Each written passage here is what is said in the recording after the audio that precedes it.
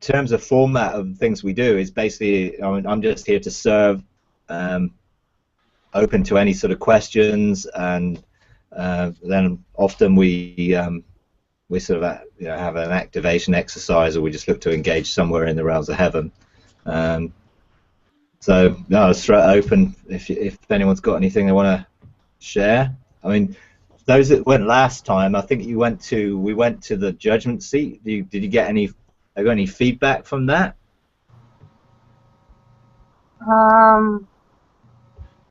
Actually, it, we didn't. I think last time we did the steps and the firestones. Yeah. Oh, Yeah. really? Yeah. Yeah. Yeah. That was very intense.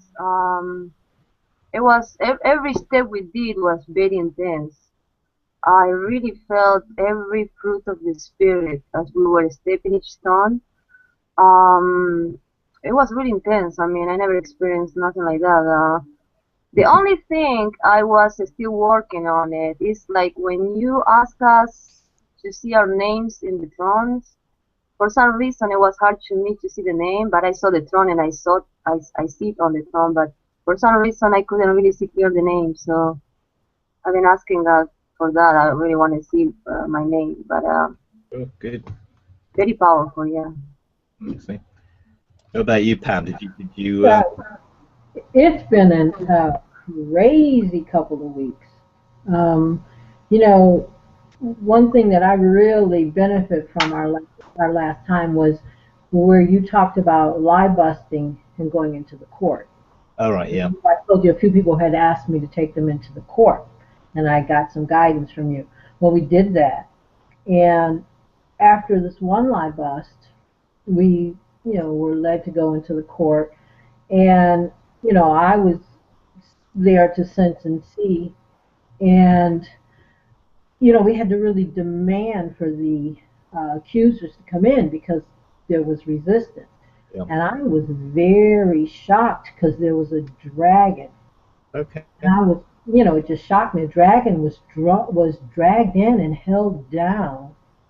And then the decree, a scribe actually walked this decree over to the dragon and forced it to read it. I didn't understand. It was like it was forced to read what was signed. Yeah. And that was like, whoa. And then we took that to the court of angels, and these huge, ancient looking warrior angels were assigned, and I knew, I was sensing that they had been part of that battle for a while, and it was like they were just getting new orders. They weren't like how we've had in the past, new angels like excited to join. Ooh, let me, pick me. These had been they were dressed in like ancient war garb, and they knew what was going on, and it was really strange. I couldn't wait to tell you about that because I need some understanding. And remember a month ago, I told you about the encounter where I was coming back into the earth realm, and I saw that huge, that fierce warfare going on, and there were dragons. I was just witnessing this, so I kind of made a connection to that. So it was just been a crazy couple weeks. Yeah, I mean, once you start operating judicially and you begin to engage in those courts, and you get mandates to set people free or to administer certain areas of the kingdom, then the levels of authority you begin to exercise increase. And particularly when we start engaging with the angelic realm, they have roles, to play, and because we've not really engaged with them very much in the last, period of time, they have operated a lot under God's command, but He's looking for sons to come and operate in sonship, so that we get to be involved in some of those ancient battles and some of the wars that have gone on, seed wars and different things. He's looking for us to bring restoration and to enforce the mandates of the kingdom. You know, he's just waiting for sons to be manifested at that sort of level of authority. And it's great. I mean, you know, you suddenly start to see the authority and power there is, and even dragons and things like that have to submit to that authority. You know, most of the dragons and giant type beings operate through fear and intimidation, so that they appear bigger than they are, and they try and, just like they did to the children of Israel in well, we can't go in there because the land is full of giants. They try and intimidate us spiritually to hinder us operating in authority and rule. So once you really know your identity and authority judicially, you know, they get cut down to size, really, and as you say, they can be forced to comply with court orders and judicial mandates. So sounds fun. Yeah, so excellent. Yeah, it was interesting, but I had another encounter with wisdom, and I got more revelation on the mountain spheres. And it was interesting because she actually hugged me and she said, like Jesus, I'm always accessible. Yep. And I was, okay, that was cool. And then when we encountered her before, I kept seeing Prudence was like, kept trying to get my attention. So that's even starting to outwork. I'm understanding what that's about. What, you know, this little witty project, you know, that some of us have started on. So it's really been an interesting couple of weeks. Great, excellent. Yeah. I think sometimes God gives us insight into something, and we see something or have a vision of something which we don't fully understand, but what he's looking for is the desire to pursue it. And so sometimes not everything is clear, because he didn't design it to be clear. There are some cryptic things or things where we get clues into something that he's looking for our hearts and our willingness to pursue and to follow the desires that are there, to find deeper revelation and meaning in things. You know, over the last few years, I think I've found deeper revelation and meaning in every single thing I ever believed, just because I pursued it to a deeper level. And once I began to engage in the realms of heaven with those things, the level of revelation just increased exponentially, really, and totally transformed some things. In terms of how I do things, has been totally transformed by learning how to engage heaven and get mandates to do things there. You know, so the more we pursue, you know, the deeper revelation we get. And I think, you know, this scripture about deep calling out to deep at the sound of his waterfalls, you know, there is this sound, this heavenly sound, that when we begin to engage it, just goes deeper into us. And sometimes we get downloads of information to our spirit that our soul is not yet caught up with. And as we go back into it and engage our soul in meditating around it, then we get more information actually released, so that we can understand that which has been downloaded. You know, because if you get stuff you know, when we went to the Firestones last week's time and looked to engage with, you know, the DNA of that and how that engages with light and encodes things within us, the encoding has to be outworked, and so it takes time. Sometimes it takes quite a time to pursue that which has been imparted to us. We know we've had an experience, but we haven't caught up with the fullness of the revelation of that experience yet. And you do by just going back over it. You know, I journal everything. I then go back over my journals regularly, see if I need to go into something in a deeper way, you know, and then go, if I need to know something, I go and ask God about it. You know, go to him, you know, what were you trying to show me? What did this mean? You know, what was significant about this color, or what was significant about the way this appeared? You know, and revelation will flow out of that. But it is pursuing that is the key. You know, it's like, if we desire something, we will pursue it. If we don't pursue it, we didn't really desire it in the first place. It may have been wishful thinking, but we didn't really desire it, because pursuit is the evidence of desire. And that which we pursue indicates the priority that those things have in our lives. You know, so if we check up what we're pursuing in our lives, it'll indicate where our desires really are. And the more we draw near to God, the more His desires get written onto our hearts, and we find the desires of our hearts changing, and we get drawn towards those things which are within our destiny, rather than the things our soul might point us towards from memory and from the past. But yeah, it's good encounters. Excellent. Okay, so has anyone got a question or anything? Yeah, I do have a question. You know, I love this. You're right. I mean, experience with God, it really changed your life, and it's the best way to learn. Even like many times when I had experience, I don't understand, but when I do, I understand. It really changed your life. I mean, it really does change your life. So the question that I have is, sometimes when you have those experiences and God teach you new things, right?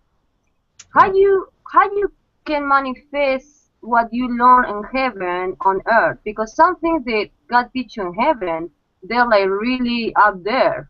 So you just need to do those things in heaven with Him, and automatically will manifest on earth. Or the only way to release is through the mountain, ruling as a king. Yeah, no, yeah, I understand what you're saying.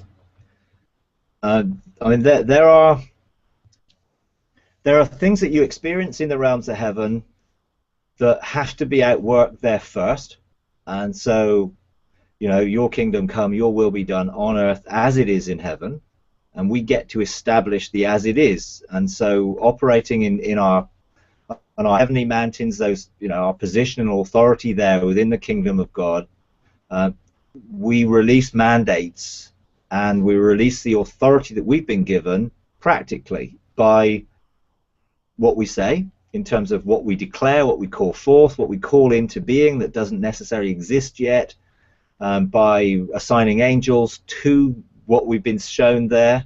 So there is an administration of what we receive in heaven. It isn't just an encounter for the sake of an encounter generally. Sometimes you do have intimate, particularly on the pathway of relationship. You know, relationship is the key. So encountering the tree of life or throne of grace or garden of God or the river of life, they're very much more about identity and intimacy and relationship, and that's wonderful. But we can't just stay with relationship without realizing there's responsibility for sonship. And so the administration of the kingdom, which is the more judicial side of things, does need administrating. And so when we've received a mandate, if that mandate is to do something on earth, then it makes sense to establish it in heaven first by what we say, particularly, and assign angels to that mandate to go before us, prepare the way, clear the atmosphere of the earth if there is hindrances or blockages, make sure that we can open everlasting doors to release that onto the earth. And that often is if we carry a responsibility for an area or something specific. If it's to come through our lives, then we need to see that flow from the inside out of us. So where we engage the kingdom in our own spirit and invite the presence of God to come into our own spirit through the first love gate, and then to flow out like rivers of living water through us, we obviously have to make sure that we've got our gateways open and there's a flow of life and the Spirit can flow through us. We also need to become joined to Him, like being yoked to Him, which means that we're one spirit with Him. And that's, again, a process of surrender, of Him being Lord of our lives. And, you know, daily I surrender the throne of in my spirit to Him, and I sit with Him. And at the beginning, you know, He's Lord, and I get to be a servant, and then a steward, and then ultimately a friend. But then once I become established in lordship myself under His kingship, then I learn to rule through the atmosphere around me. So I allow my spirit to go through soul and body to create the spiritual atmosphere around me, and I can look into that spiritual unseen realm. I can begin to administrate that unseen realm from within, because it's a flow that's coming from within me to manifest around me. Hence, sort of like Peter's shadow healing people, you know, being able to touch people and to see a release of the mandate we have through us. So we're connecting up with what we've received as a mandate, and it is manifesting through us, around us. And again, it's really important what we say and the attitudes we maintain to make sure that the right things get drawn around us and operating with us. And engaging with our own personal angels who are there to minister with us and to us in that practical process. And so there are definitely practical things that we establish in heaven but need to be outworked here on earth. And that might be a specific mandate to go and do something, like go and preach the gospel somewhere, go and lay hands on the sick, maybe have a healing meeting or a miracle meeting, or to engage in a particular neighborhood and begin to administrate the kingdom in a neighborhood. Very practical things. We establish them in heaven, we outwork them through us, and they flow from the inside out to engage around us. And we bring dominion. You know, we rule that, because that's what God's called us to do. But we have to get to the point where we're operating in lordship under his kingship. Now, ultimately, when you then begin to engage deeper realms of heaven and higher realms of authority, if you like, we then begin to operate in kingship under his fatherhood. And then we get to do more things. What we do in lordship is we're operating under the decrees of the king. When we operate in kingship, we begin to make decrees that come out of our destiny and the desire of God as mandated to us to begin to change things and to bring legislative things. So we begin to legislate out of our destiny and out of the desires of connecting up with God and getting a daily mandate. Because I mean, I do this every day to get a daily mandate.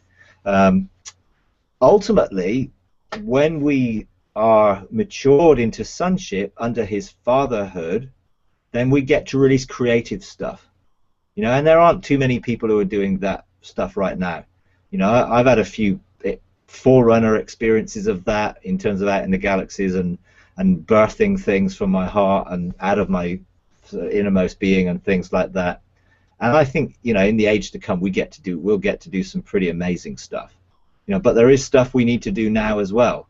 And some of that will be to do with bringing light back into where darkness is. And some of that is practically needs to be outworked through our life as we become salt and light in our communities.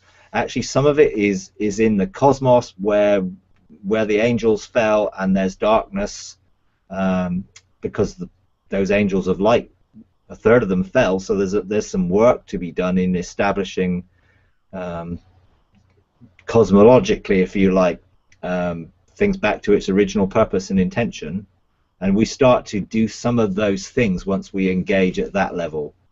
So there's lots of levels of maturity in which we do different things, learn how to do things differently. Once you begin to legislate things, you know, angels get involved in those legislation things more. But the court of angels are there to operate in everything we do from our mountains. So it's just learning how to engage the protocols. You know, there's a whole different level of kingdom administration which comes through chancellors and being a chancellor. I'm sort of exploring some of that at the moment, and the laws of Zion and the court of the Council of Fathers, where the 24 elders function. Pretty interesting stuff. I've not really, you know, I've just been given authorization to go there and engage with those 12 chancellors, but that's going to take a bit of time to work it out. So there's lots of levels of where we do things in heaven and we outwork them on earth in different ways. Sometimes we just open up realms from our mountains in heaven over areas, and we begin to engage angels to deal with cultural issues. But a lot of the time we need to identify what are the things that are going on earth which authorize those things to be happening in heaven, because the enemy has no authority other than that which we have given him. You know, with our mandate for the planet, his authority has come through us. He had none himself, so we have given it to him. We have to take it back. And so there are instances where we need to understand what it is that's given the dragons and giants and kings and things like that in the kingdom of God area in the realms of heaven, the authority to hinder our mountains and to block our outworking of kingdom authority. And that's where we see dragons and giants and different things there. We need to find out why. You know, what legal right have they got to be there? We use the court system to do that, so we can enforce those things that we see to come into the court and to reveal their legal right of access, both for us personally and the spheres that we have governmental influence over. But it's obviously, you know, I've been practicing this for a while, and there's a process of maturity that you go through. You know, you get invested on your mountain thrones with a scepter and a crown and a mantle, and you may well be given a weapon, sword, sometimes spear, sometimes bow, and then when you're invested at a higher level of authority, you're often given an orb, which symbolizes you can make laws rather than just administrate laws. So you get given things that indicate that you can do things. I was given a chancellor's seal when I went on the Firestones the last time I went there personally, and it then opened up a realm that I'd not seen before and not really engaged with that much. Now I've got to learn how to engage there, so then I can help other people to engage there in that realm. So, yeah. Okie dokie. So any other questions? Well, it's funny you say that because you remember, I think it was like two classes. I think we went to the mountains and to the throne. I saw a mountain, and now that you were explaining to us, you brought to memory something that I saw, but I didn't know what to do with it. I was thinking, like, I'm not ready to do this because I never done nothing like that, especially with this type of mountain. But I saw the mountain, and it was the nation's mountain. And I saw a dragon, and I saw like an ogre. Yeah, I agree. Yeah. Yeah. So I was thinking, okay, you showed me this, but I don't know really what to do right now, because I was thinking it was a lot of responsibility for all the nations. But now that you say that, I maybe have to ask the Lord again and just ask what is the authority that these two beings have to be on the nations, right? What is the authority the dragon and the ogre have over the nations to be influencing, right? And then I can go, I guess after I know that, I can just deal with it. Yeah, you can deal with it, and you can libus those sorts of things. Just ask God, you know, to libus an area, a geography. Ooh, that's good. You know, we did a session of libuster training last night as the Alpha group, which was about libusting geography. And so, yeah, you can ask God, okay, what are the lies or what are the things that the enemy has access to do this in this town, in this place, in this region, in this nation?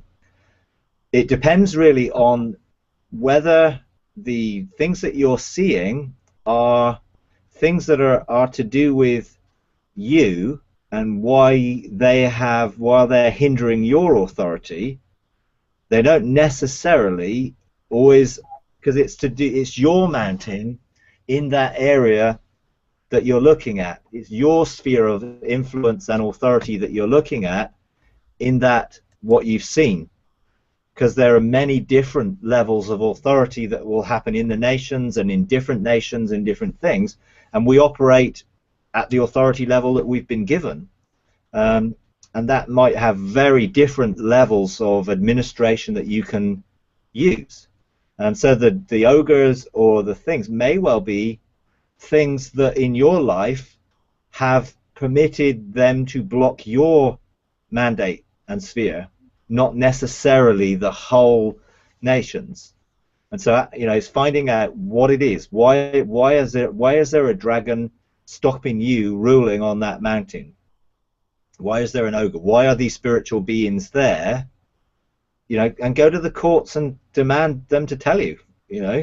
If you're not getting information from God directly, sometimes He wants you to administer, to put them in their place and show that you have authority over them.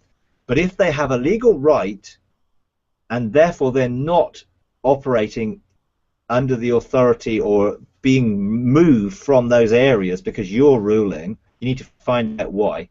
And that can be fear, it can be lots of things, the way we view ourselves, insecurity, it may well be a generational thing. You just need to find out, and then you begin to rule, because they're there usurping your authority. So generally it's more to do with you. If you go and lie bust a place or a thing, then you're really asking, what is it in this place that gives the enemy authority to hinder or block God's purposes? And that could be a nation, it could be a city, it could be an area of a city, it could be anything. But you get information that God will release to you that will give you some insight into what has been done in the land or whatever. Now, the difference between what we used to do to deal with that and spiritual mapping and all that type of thing, we would tend to try and do something here to affect it. But we must do things above it in the realm above. Because that's why we do it in the realm of heaven, and then we administer it from there to deal with what's in the atmosphere. So many people have tried to clear the atmosphere from here under it. You have to clear the atmosphere from above it, and you can assign angels to go and do that once you have established authority on the mountains. So many, and have tried to deal with principalities and powers and rulers and things like that, and have ended up pretty damaged because they weren't coming from the right place of authority, and we must be above them. So if you're going to deal with a dragon or an ogre or a giant, you come from above. So you must know the mandate and the authority that you have, therefore the scriptures and the truth that has been imparted to you to release that authority. Because I've seen people tackle dragons, and the dragons were huge, and they just felt completely small in comparison. But when they suddenly started speaking out the truth of who they were and what God had imparted to them, all of a sudden they seemed to be much bigger than the dragon. And those things work by intimidation and fear. They had no authority to keep the children of Israel from crossing over. But it cost a whole generation their lives because they looked at the appearance rather than the truth. God said, you will surely possess this land. And they were, it's full of giants, so they're too much for us. We're like grasshoppers. If you think of yourself as a grasshopper, then a giant or a dragon will appear huge. But if you see yourself as a son of God, and you know your mandate to rule, then you just chop off the head, which is to do with government, and you split open what's within them, everything they've robbed from you, and you get it back. And you can trade with it, you can do whatever God shows you with it, but you get sometimes scrolls, sometimes you get resources, sometimes you get weapons, all sorts of things that you get released that have been robbed from you as a result of them usurping authority. But they only do it because they have a right to do it, and we have to identify the rights and then deal with them. But when we do, it's not difficult to deal with them, to be honest. Yeah. Okay. Anyone else got anything you want to talk about?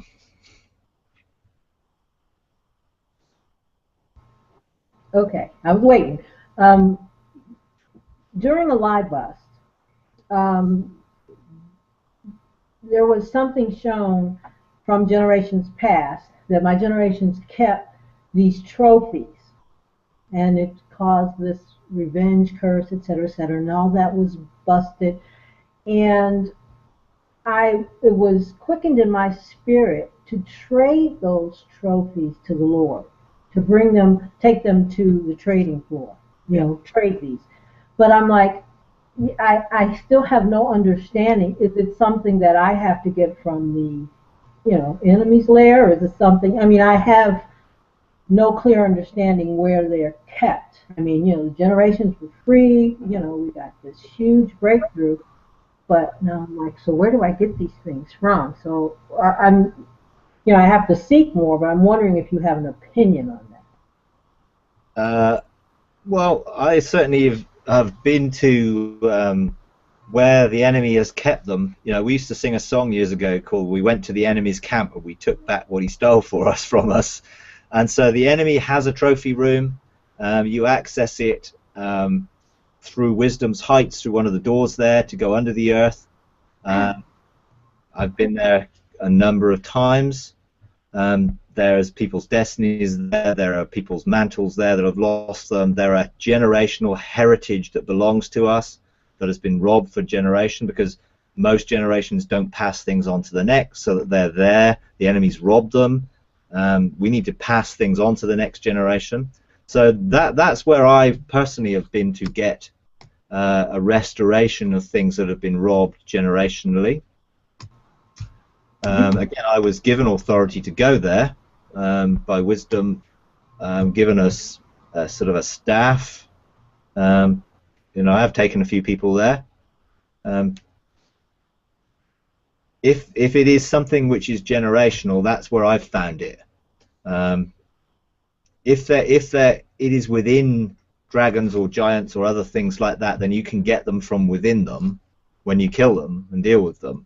So they release those things which they have robbed in a practical way. But generally, those things are more to do with your own life rather than necessarily a generational issue, unless they've operated as familiar things within a generational mandate that your family has had.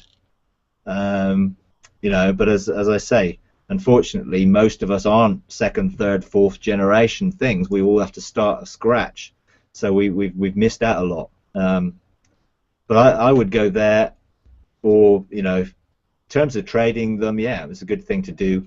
It's essentially going to then cast them before God and exchange from the revelation of what it is, so that we get further revelation, and so we don't take those trophies for ourselves. They're for God's glory. And I think it's always really important to maintain that humility and realization that no matter how much power and authority we operate in, it's all for His glory. It's not to promote us or to elevate us or to make us feel better about ourselves. If we haven't dealt with that sort of stuff, then we're unlikely to be released into those higher levels of authority, because God knows when we present ourselves as living sacrifices, we're surrendering those things so that He meets our needs rather than they're met from elsewhere. And the purity of heart will determine a lot what level of authority has been released to you. So yeah, definitely you can go to that place. You need to know your authority to go there. So I would go to the Ark and I would get a mandate to go there. So let's say you've seen these trophies, you want to see those things restored, then you go and get a mandate to do it. I wouldn't tend to go to anywhere that I've not been specifically authorized to go, unless I'm taken. I was taken to the Satan's trophy room by Wisdom, so she took me there and showed me the protocol of entry and gave me a staff to be able to engage, which was great. I wouldn't tend to go unless I felt authorized to. So get a mandate for whatever you do, then you've got authorization to be able to gain access. So yeah. Yeah, that's really good, because that whole encounter ended with her standing by me and she kept pointing into the distance, and I could see farther, you know, over my mountains. I could see farther, and then she pointed to her mountain, the heights, and it was, I could see it, and it was just didn't seem as far, you know, it was like she just pointed to it. So yeah, I think that's my next encounter. I'm going back to Yeah, her. it's a good place to go, definitely. Wisdom's Heights is a fantastic place that gives you access through different doorways. You can get access into Mount Zion. You can get access through into the atmosphere of the earth, into the earth, under the earth, into the stars. There are different doorways there, and different pathways meet there, and the timeline you can engage there. It's an amazing place. I do like going there, I must admit. But yeah, okay. All right. So, anything else you want to talk about? As about Rodney or Paul, do you want to? Is there anything you want to ask? If you want to, just unmute yourself if you want to ask anything, or no. Okay. Okay. So, what do you want to do? If you don't want to ask anything, what is it you want to do? Is there any?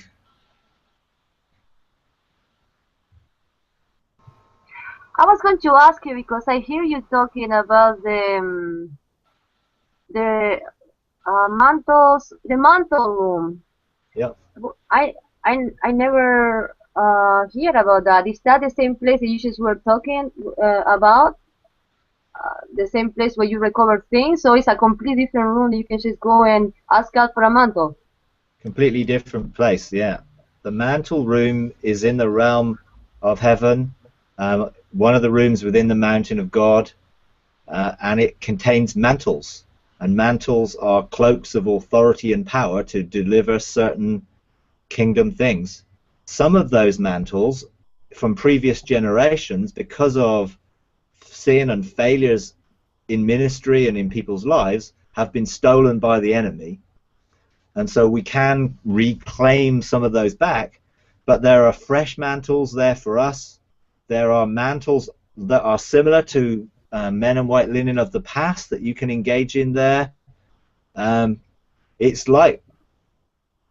a pretty cool place. I mean, there's rows and rows and rows and rows of mantles, and you get given one of the mantles when you're invested with authority on your personal mountain.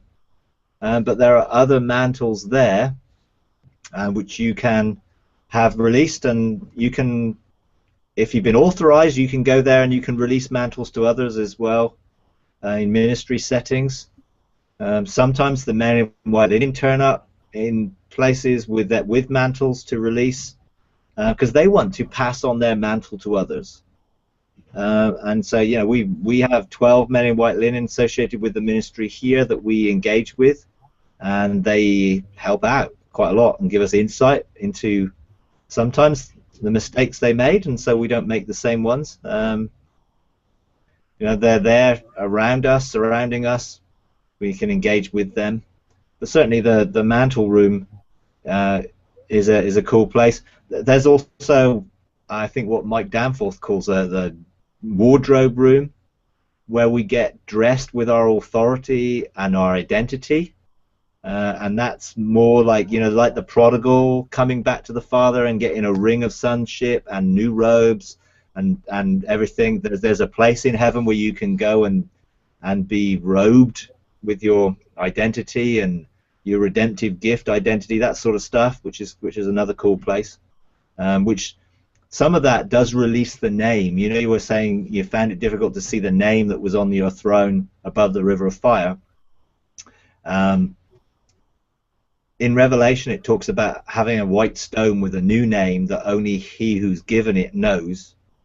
You know, the name that's on my throne wasn't my personal name. It was a name that God had assigned to me, which was a name of identity. That,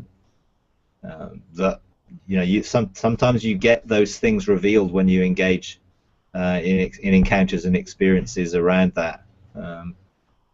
But yeah, it is a separate place. But you can get mantles from the other place if they've been robbed. So yeah.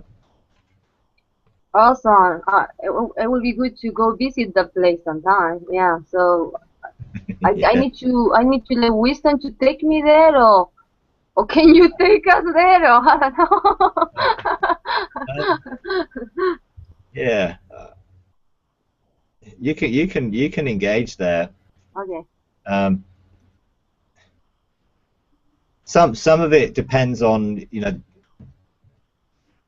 some of the encounters and the places to go aren't really just out of curiosity. You need an authorization to go and a reason for going. Okay. And sometimes God will, when you come around His presence and you begin to look into the four faces of God, and you step into that place and you start to look out from the four faces of God, and you begin to look from the perspective of one of the faces of God, you get your heart drawn towards something. The desires of your heart get drawn towards particular things. And when you have that drawing to go to a particular place, then it's great. It's, if you just want to go to see places because they might be cool or fun, then at the end of the day, you may get some forerunner experiences of things. But what we're learning to do is really to engage in our kingdom authority and to bring rule.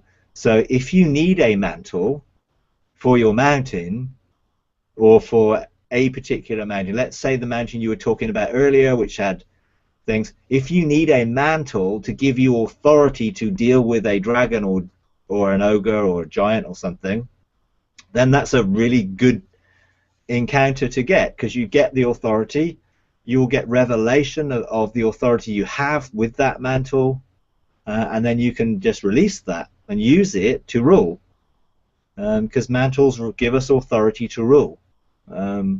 So yeah, I mean, they're all accessible once we're able to operate in those realms. And yeah, if in doubt, you can always go and ask Wisdom, can you take me to that room? And if she won't, then she won't. If she will, then she'll take you through the gateway that goes into Mount Zion, and you can go into there and engage. Because she is there to help us with judicial ruling issues, kingship, lordship, nobleship, that sort of thing. So it's all a learning curve of where we go. But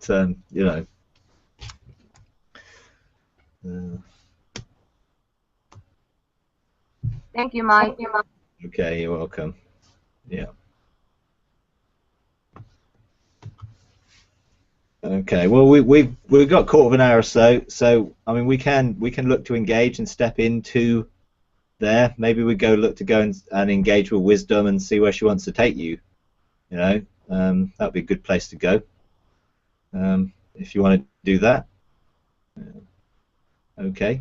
All right. Well, again, when we sort of step into an encounter, you're really just looking to engage your spirit.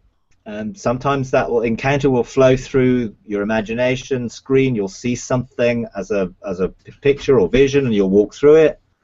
Sometimes you'll just know where you're going, and you can engage your senses, particularly your impressions.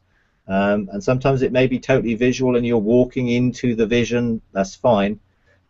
It's best just to relax and to engage the right side of your brain, really, by just thinking about Jesus. It's a good place to start in meditating, is just begin to think about him in his role as your high priest in the realms of heaven. So I would encourage you just to immediately just to begin to think about an open heaven. Think about the steps of the ladder that's going up into the realms of heaven. Just by faith, just step in through the open door and just meet with Jesus, who's standing in the doorway,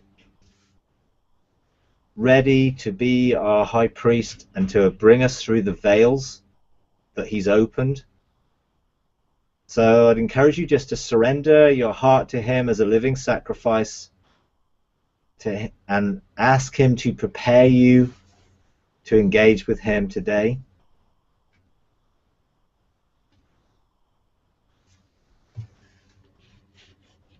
Just sense his pleasure and his desire that you stepped into his realm.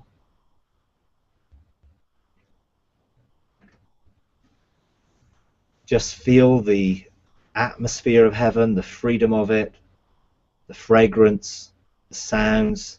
Just allow your senses to begin to attune to the realm of heaven and to begin to engage. Now just let Jesus take you by the hand and take you through the veil of the way and through the veil of the truth and the life. So you step through those veils, you come before his presence at the ark and begin to think about his name and step into his name. The lion, the ox, the eagle, and the man. Just open up your heart to receive a mandate from him and just think of the letters of his name, the Yod, Hey, Vav, Hey, and look into the revelation of his person.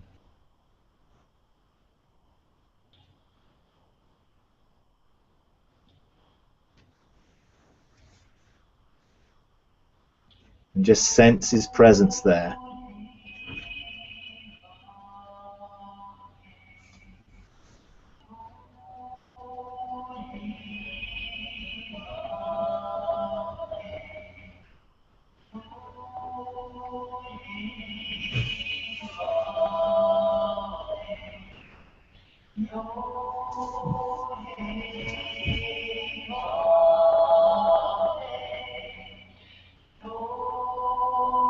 Just start to resonate with the frequency of his name and the revelation that it contains.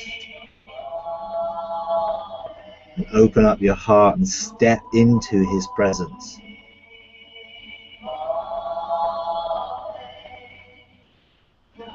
Just feel the impartation of who he is.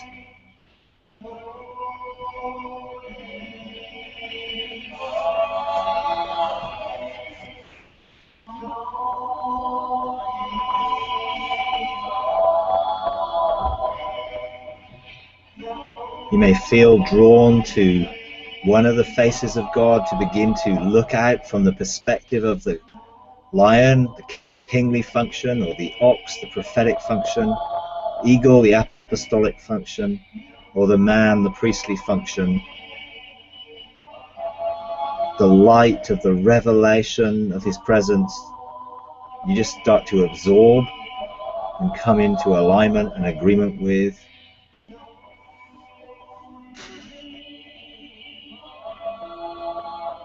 Just allow your heart's desires to receive a mandate for today and for this encounter and where he would have you go.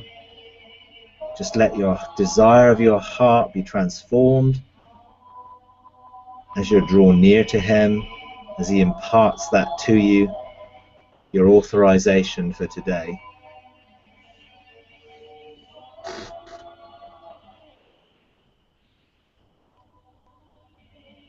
Now let's allow Jesus to now take you by the hand. He's going to take you through a doorway to engage with wisdom on wisdom's heights. Just let him take you.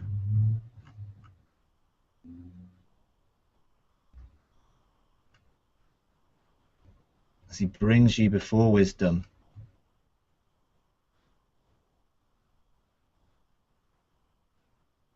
And just stand on the heights. Just feel wisdom's presence. Let him introduce you to wisdom.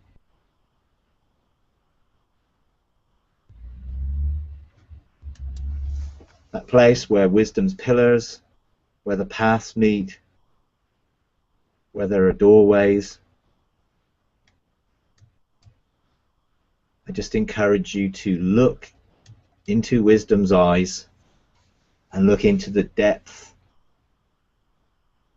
of desire that she has for you, for your place of rulership, of authority.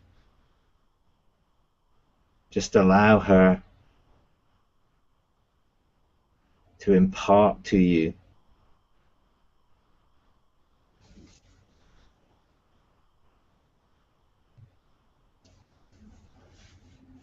just open up all of your life to her embrace. Feel the beating of her heart as she represents the Father in tutoring you and training you in wisdom and understanding, in counsel, in prudence. There may be other angels and angelic beings around that you may feel drawn to engage with.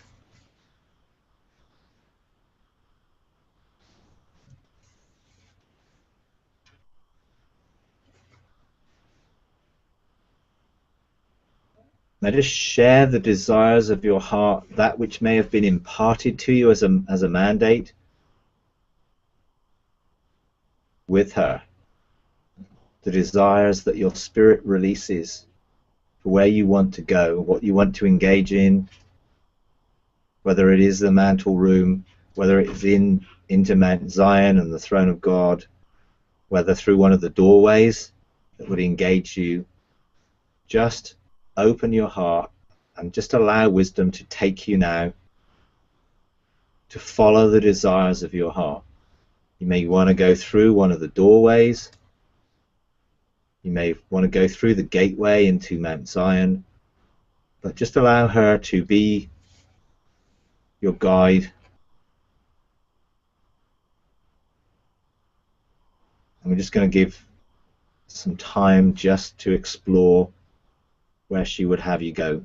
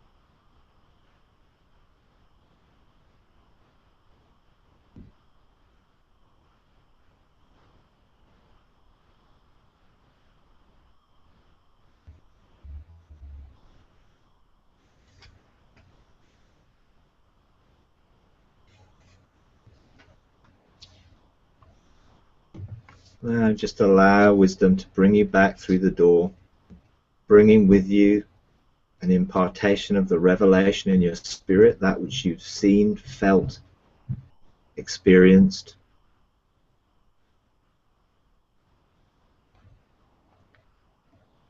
Now wisdom would just take you to before the throne of God, to cast your crowns before him, to bow before him, to trade and all that you've received to bring glory to him. Just sense the four living creatures, sense the spirit, seven spirits of God, sense God's authority and majesty, Father, Son, and Spirit in oneness, ruling. Sense the awesomeness of being before his throne.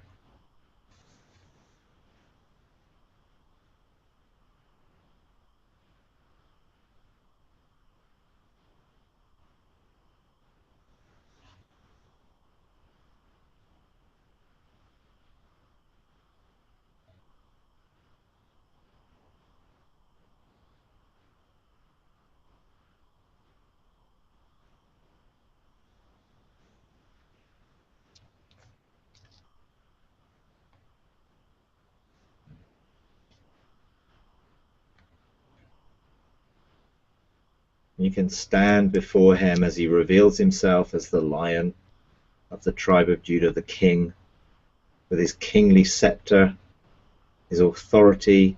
As you stand before him now,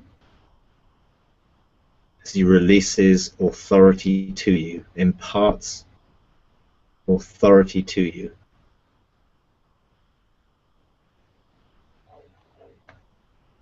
And he reveals a deeper nature to the Lion and the freedom to stand before him in the realms of heaven, expanding your perception, your understanding.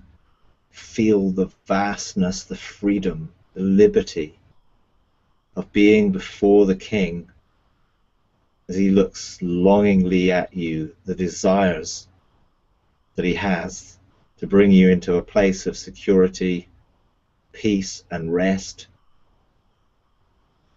that you rule from rest, you administer the kingdom from rest.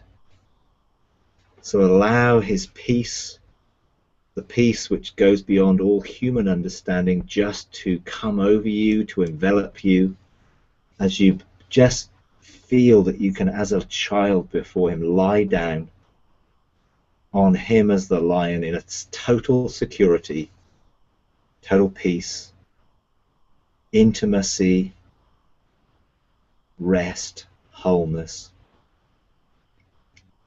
Just allow all your senses to receive that impartation of rest and peace.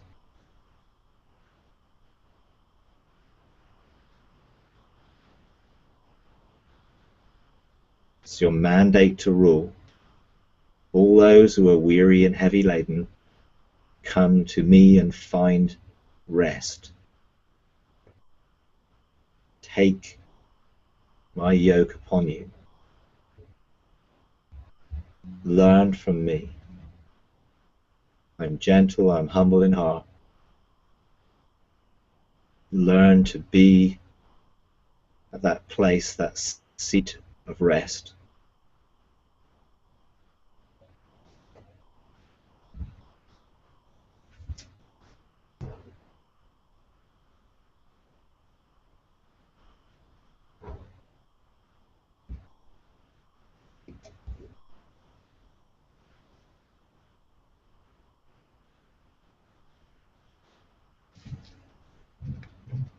Now just begin to step back through the veils, carrying with you that which you've received, so that it can flow out of you, bringing revelation to you. As we just step back into this place, this realm.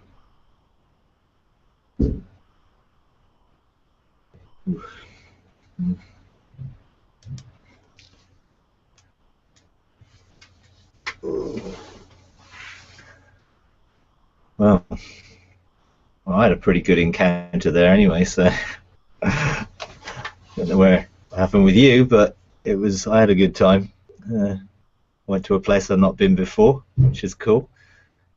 Got given a new mantle and a ring, a sealed ring, so that was pretty cool. So, okay. So if you want to share anything, feel free. If you feel, no, I just want to ponder those things in my own heart, then that's fine. If you've got any questions around that, feel free. You've got a few minutes, but, you know. Yeah, that's cool. She took me to the mantle room. She did. And then in the end, when we were with the lions, you say that we need to learn to rule from rest. He was telling me exactly the same thing before I entered into the class today, so that was a confirmation. You know, like he was bringing to memory, maybe like a year and a half ago, my husband got me a hammock, and I was just resting in the back, and I started having these visions, and it was like out of rest, just to enter into the place of rulership. So, yeah, really good. Good, okay. Yeah, I went to a room with a lot of oils, just a bunch of different oils. And the fragrances, I mean, it was just manifesting here. Just a whole bunch of different fragrances. You could just smell them too. It was amazing. So I need more on it, but I've never seen that one before. I've not been in there before, no. I've certainly had manifestations of oils, and I know some things with oils are to do with frequencies that bring a realignment, and I've had lots of oils when I've been on the soaking room and allowed the oils of God and the fragrances and frequencies of God to begin to prepare me, but I've certainly not been in an oil room like that. Whether it's an anointing room or an oil room, great, awesome. I'll put that one on my list of places to visit. Sounds good. Okay.